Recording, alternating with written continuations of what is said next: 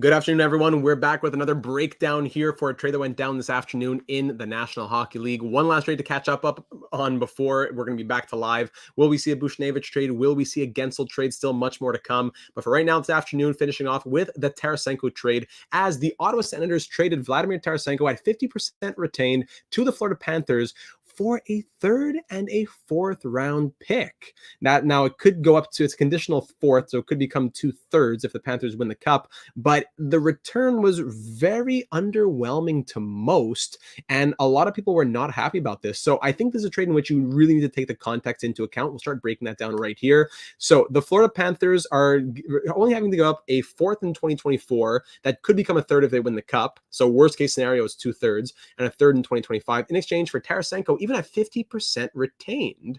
So Vladimir Tarasenko at 50% retained leaves the Panthers still with $3.1 million in deadline cap space. So to still have 3.1 taking on Tarasenko. Now Tarasenko is not just a nobody. Tarasenko, yes, he's had his struggles. He's been to the Rangers, then the Senators, now the Panthers. But this year he was doing okay. He was on pace for 59 points this season, which is of course not his prime Vladdy with 75, 80 points. But still, on a not-so-hot Senators team, he was doing some okay things. As we see right here, he's an all-offense middle six scoring winger, a premier creator of shots off the rush despite diminished foot speed, generally inattentive defensively. So take that into account. Thank you, Joe. I appreciate that. Thank you very much for saying so. Thanks for being here. So Tarasenko over the last 3 years, 64th percentile projected wins above replacement, a little bit up, a little bit back down, a little bit down, a little bit back up. The defense has always been down there in that first percentile. But when you look at how his offense has taken a big jump back up this season, and his overall value has increased as well in turn with his finishing and all that, the defense being at the bottom, that's always who Vladimir Tarasenko has been. That's not what you're getting him to do. What you're looking for are those primary goals, the shot generation, even the primary assists. The finishing is up there. He's playing he's not playing against. Here's one thing though. He's playing with high levels of teammates, but not playing against the highest levels of competition. So take that into account as well. But all that being said, over the last 3 years, he's still in that 64th percentile. If we look at just this season on his microstat card, Florida is a great fit for him, according to Jay Fresh, and they should be able to insulate him defensively while making the most of his transition offense. Gives them options on the power play as well. So this year, in the 81st percentile of even strength wins above replacement, the defense still at the bottom, of course. Reminds me of the Patrick Kane deal last year. Interesting. Yeah, that's an interesting parallel. So goals, shots, rush shots, rush offense, all that stuff at the very top. In-zone shot assists, forecheck involvement, absolutely. Those are things that are on the lower side. That's not really a part of Tarasenko's game, though. Not every player is going to be the most well-rounded player. Some players do what they do very well, and that's what Tarasenko does. So here's taking the context into account now. Tarasenko, he could have had a big, long-term, I think it was like a $5+ million deal to the Senators. He waited too long. He ended up doing a 1-year deal with Ottawa, but he said, I want a full no trade clause, and that's what he got. So he has a house in Florida.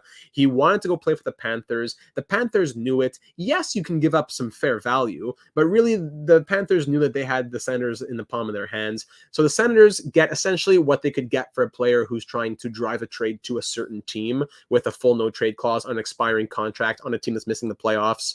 The Senators now have $7.2 million in cap space. They get another fourth round pick now, so they have 2 firsts, a second, no third, but 4 fourths. That's nice. Maybe they get, that fourth could become a third even. Then in 2025, they have a first, a second, and now 2 thirds. There you go.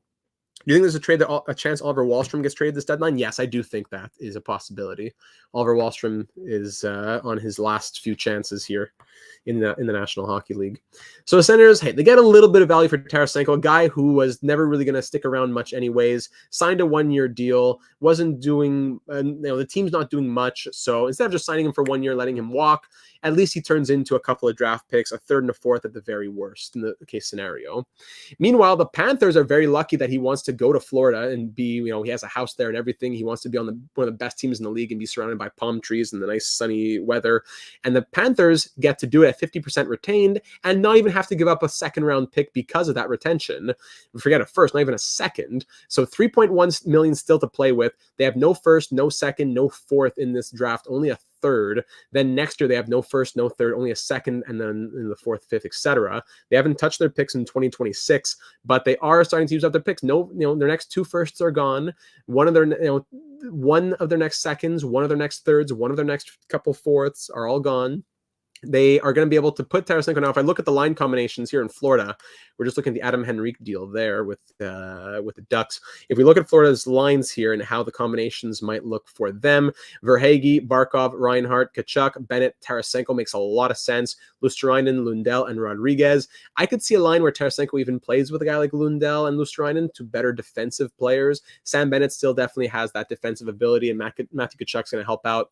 I think Tarasenko would work well on that line. Put him on the top six of Florida, where he was on a good pace offensively already in Ottawa. Give him power play time, probably on the second unit, you would think. Yeah, you would think on the second unit he gets in there. I think that he will do very, very well. I think that he fits quite well into what Florida's doing. As Jay Fresh says, it's a great fit, and they should be able to insulate him well defensively while making the most of his transition offense. So the Senators get a very underwhelming return, but when you take into consideration that not only did he have a full no trade clause, but he also wanted to go to Florida, I would assume a hot location where he has a house at the top of the NHL, I would think that he was driving that trade to say, let's go to Florida. You got to say, you know what, a third and a fourth, it was a guy we just signed for 1 year, not expected to keep him after this season anyways. May as well get something while we can, and there you go, you got something. So a third and a fourth is underwhelming, but it does make perfect sense.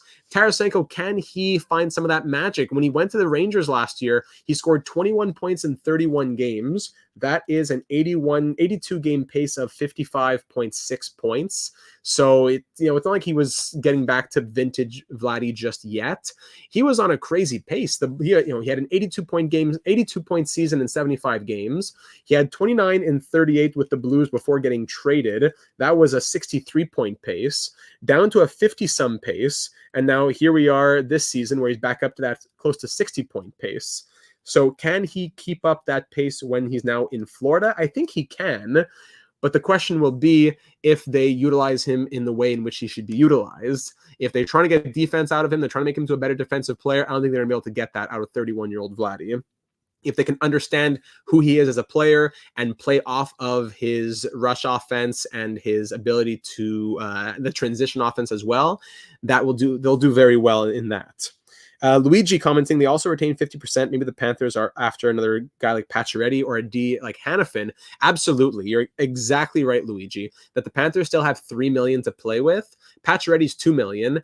Hanifin at 50% is under $3 million as well. Absolutely. The Panther could still be in on this. Unfortunately, they only have a second in 2025 and a third in 2024 to play with. They only have 2 of their next 6 picks in the first 3 rounds of the next 2 years. So that's unfortunate. Panthers D is underratedly good, but you never know. Might they want to do something like moving out Mikola? That's a tough contract. They can't move him out, but maybe just, out of the lineup, if not out of the team, but out of the lineup. And then you can have a guy like Hanifin come in. That would go a long way for Florida. I think Florida, they're definitely up there in the serious Stanley Cup contenders. And I think they could still make another big move. The prospects that they have here, who do they have? Like Saren Noel. They have Mackie Samoskevich, of course. Yes. Justin Surdif. Am I thinking about the wrong player with Noel? I think I was thinking of Surdif. That's who I was. Unless Noel is just unsigned. But yeah, I think I would have that. Spencer Knight, what's happening with him? Who knows? But the Panthers, they could still scrape together a little bit of value to make it happen, even if they could even dip into some roster type players as well. I don't know if it's the most. I don't know if that's exactly what the Flames would want as a part of their return, but the Panthers are not done yet. I would think that they're definitely doing something in there. Could be a Surdif and a second. That's not enough for Hanifin. There would have to be something else that goes into this. I'm not sure. It wouldn't be easy, but what I'm trying to say is the Panthers definitely have the money and they have some value to do some more.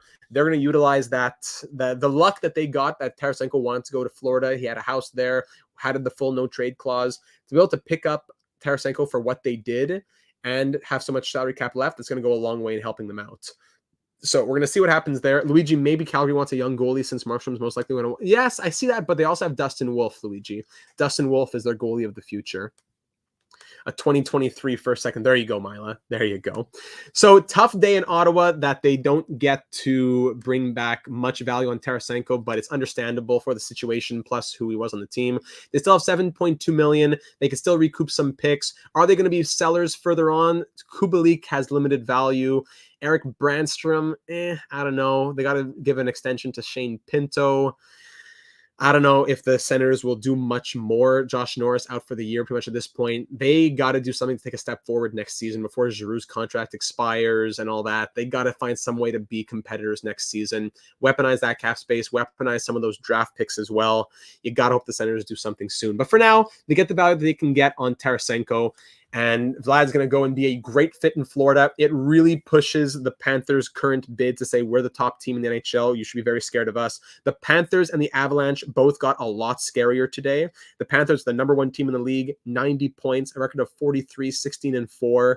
And the Avalanche currently in seventh with 38, 20-5, 9 points behind the Panthers.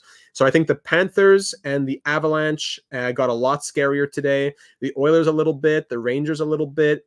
The Stars got Tanev in there.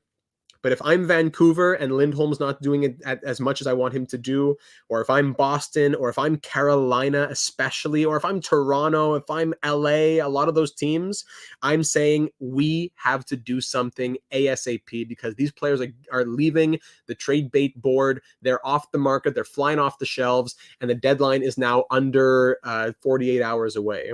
So, ladies and gentlemen, thank you for joining. Be sure that you're subscribed, notifications turned on. Now that I'm back at home, when a trade happens, bang, I am going to be live within 60 seconds. And we'll be breaking it all down. So make sure you're subscribed.